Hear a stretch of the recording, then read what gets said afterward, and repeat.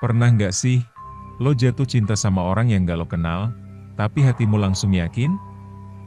Kayak, dia itu jodoh yang ditunggu-tunggu dari dulu.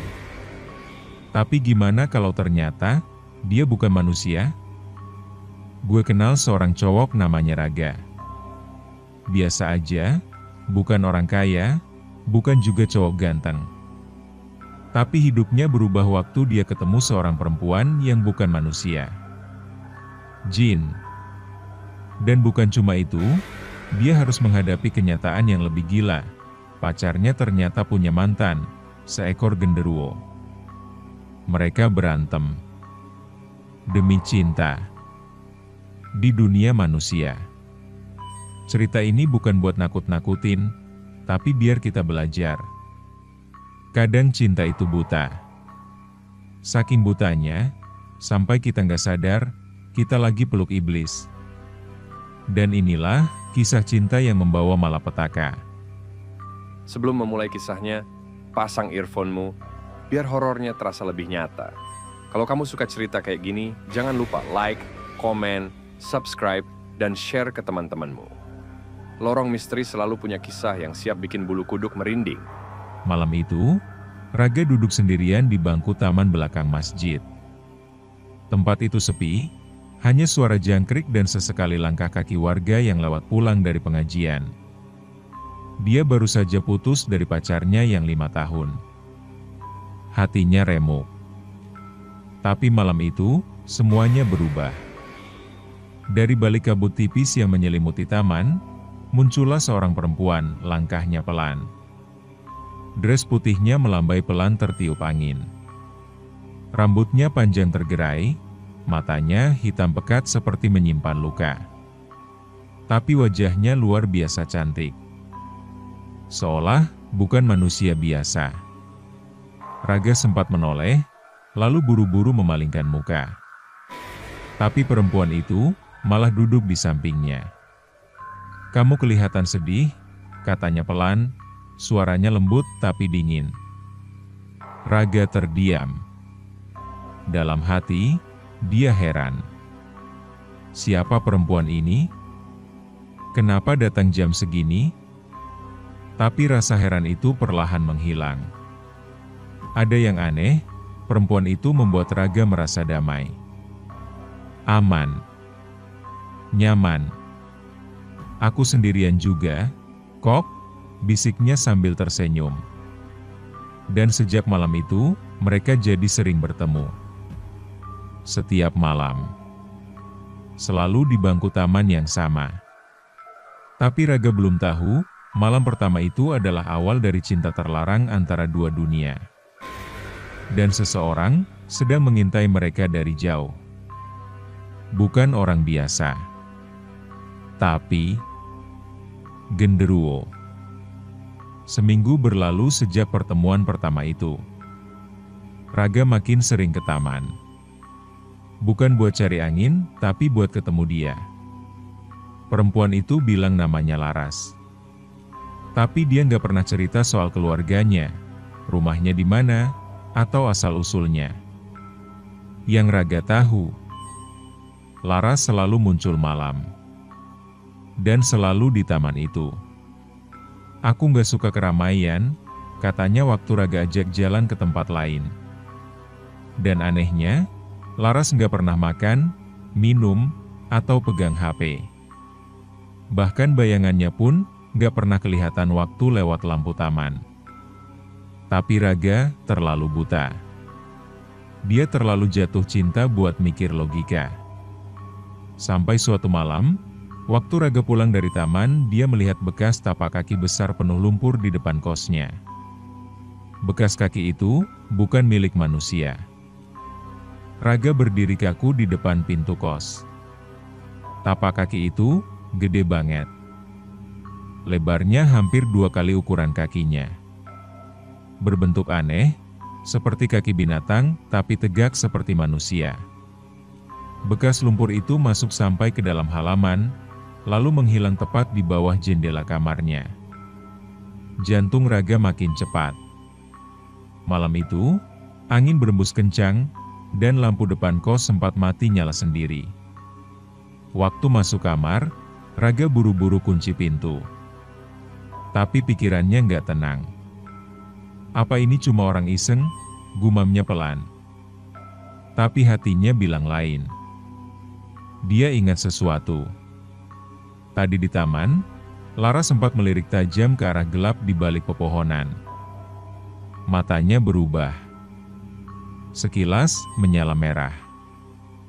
Dan sekarang, Raga merasa ada yang mengawasi dari balik jendela.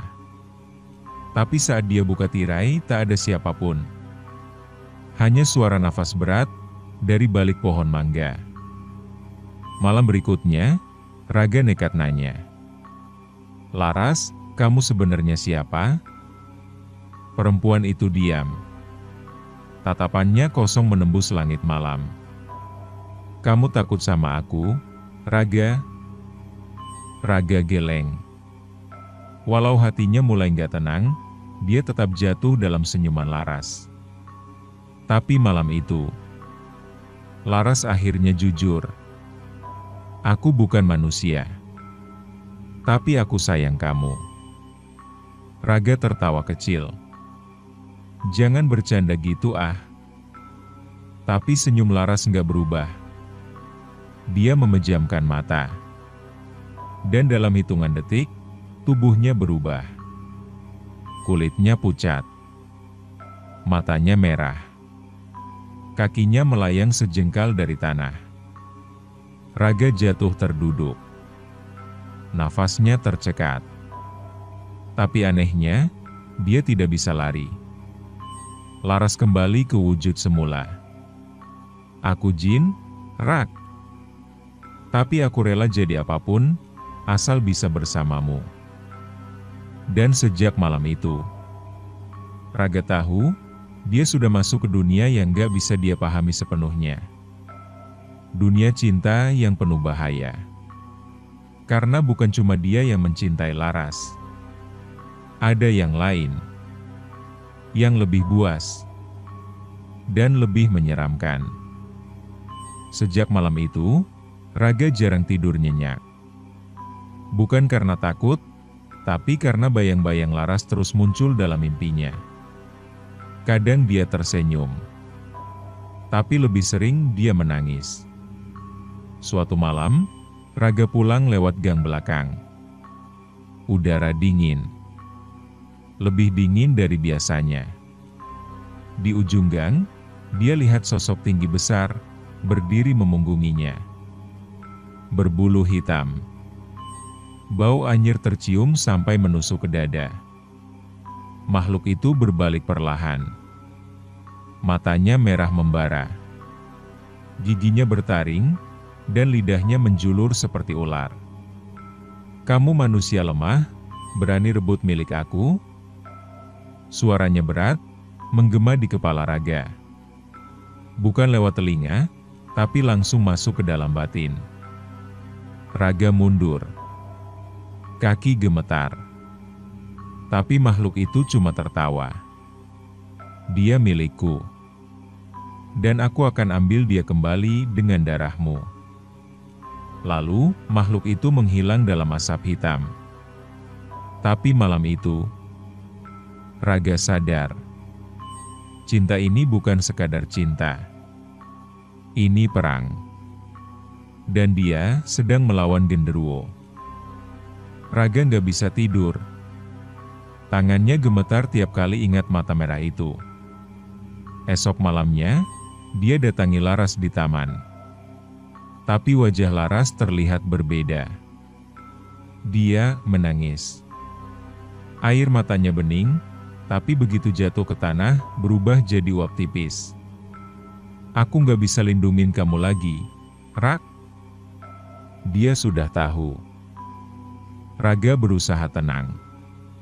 Tapi sebelum sempat bicara, angin besar berhembus dari arah pohon-pohon belakang taman. Dahan patah. Lampu taman mati mendadak.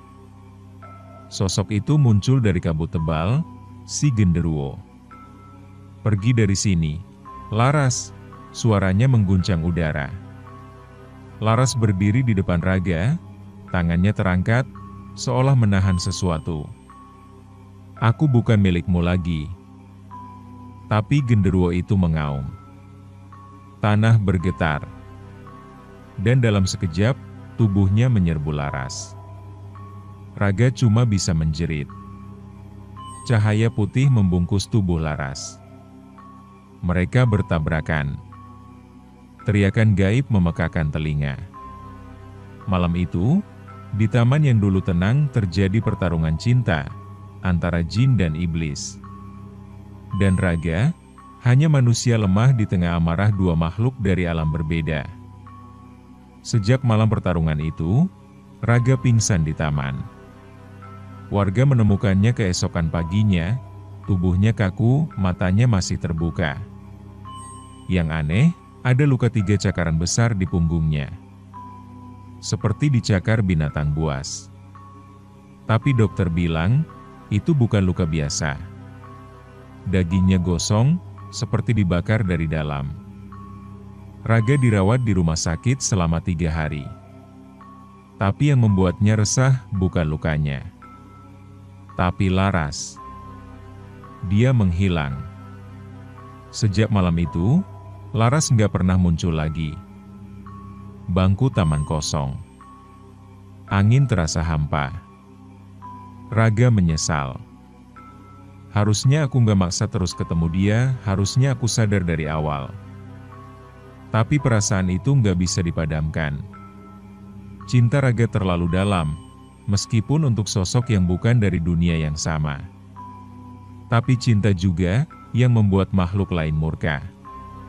Karena di balik rasa sayang Laras, tersimpan ikatan gaib dengan genderuwo yang belum selesai.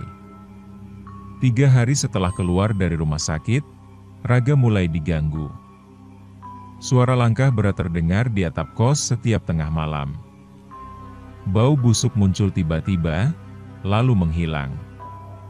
Dan di cermin, kadang dia lihat bayangan makhluk besar berdiri di belakangnya, meski tak ada siapapun. Raga mulai mimpi buruk. Di dalam mimpinya, Laras menangis. "Maafkan aku, Rak, karena aku cinta kamu. Kamu kena kutukanku." Raga terbangun. Napasnya sesak. Tangannya gemetar. Tapi dia sadar, ini bukan cuma mimpi. Seorang kiai tua dipanggil keluarganya.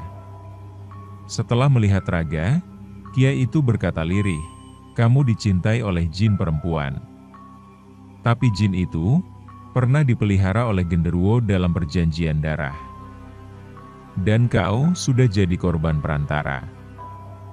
Raga terdiam. Ternyata cinta yang dia kira tulus dan indah, justru mengikatnya pada kutukan gaib yang turun-temurun. Sebuah kisah cinta yang tidak seharusnya dimulai. Malam Jumat, Raga nekat ke taman. Dia duduk di bangku yang sama. Udara sunyi. Pohon-pohon diam seperti sedang menahan nafas. Dia menunggu, dan Laras akhirnya muncul. Tapi tubuhnya tampak lemah. Aura hitam pekat menyelimuti bayangannya. Matanya merah, tapi kali ini bukan karena marah, melainkan sedih. "Kamu harus pergi dari hidupku, Rak, sebelum semuanya terlambat." Raga menahan tangis. "Aku cinta kamu, Laras, aku gak peduli kamu jin. Aku cuma mau kamu." Tapi Laras tersenyum getir. "Tapi kamu bukan milik dunia kami, dan aku bukan milik dunia kamu. Cinta kita cuma akan jadi luka." Tiba-tiba tanah bergetar. Asap hitam menyelimuti taman. Genderuwo itu datang lagi. Kali ini, marahnya lebih buas. Laras berdiri menghadang. Tubuhnya berubah. Sayap hitam besar muncul dari punggungnya. Aura putih bersinar dari dadanya. "Kalau kau mau dia, bunuh aku dulu." Genderuwo meraung. Pertarungan pun pecah. Tapi kali ini, Laras tak melawan demi menang. Dia melawan demi menyelamatkan Raga. Dan di akhir malam itu, hanya satu sosok yang berdiri di bawah cahaya bulan. Tapi bukan Laras. Laras hilang. Taman itu kembali sunyi, tapi kali ini benar-benar kosong. Tak ada angin, tak ada suara jangkrik, tak ada bayangan Laras. Raga duduk di bangku itu, sendirian. Wajahnya penuh luka, tapi bukan luka di badan. Luka itu di hati. Terima kasih, Laras. Karena kamu, aku belajar tentang cinta dan kehilangan. Sejak malam itu, gangguan berhenti. Genderuwo tak pernah muncul lagi. Tapi Laras juga tak pernah kembali. Kadang Raga datang ke taman. Duduk diam, memandangi langit malam. Di sana, dia bicara sendiri. Seolah Laras masih bisa mendengar. Cinta itu bukan tentang siapa kamu, dari mana kamu, tapi tentang seberapa besar kamu rela berkorban buat orang yang kamu sayang. Laras mungkin bukan manusia, tapi pengorbanannya lebih mulia dari banyak manusia. Dan bagi Raga, cinta itu tidak harus memiliki, tapi cukup untuk mengikhlaskan dan mendoakan, karena kadang yang kita cintai bukan untuk tinggal, tapi untuk menyadarkan. Cerita ini bukan cuma tentang jin dan genderuwo, tapi tentang kita semua yang pernah mencintai lalu kehilangan. Prime, terima kasih sudah mendengarkan kisah ini sampai habis. Jangan lupa like, komen, subscribe, dan share ke teman-temanmu. Lorong Misteri akan selalu punya kisah yang siap bikin bulu kuduk merinding, dan jika mau request judul cerita, silahkan komen di kolom komentar di bawah. Kami akan buatkan untuk kalian.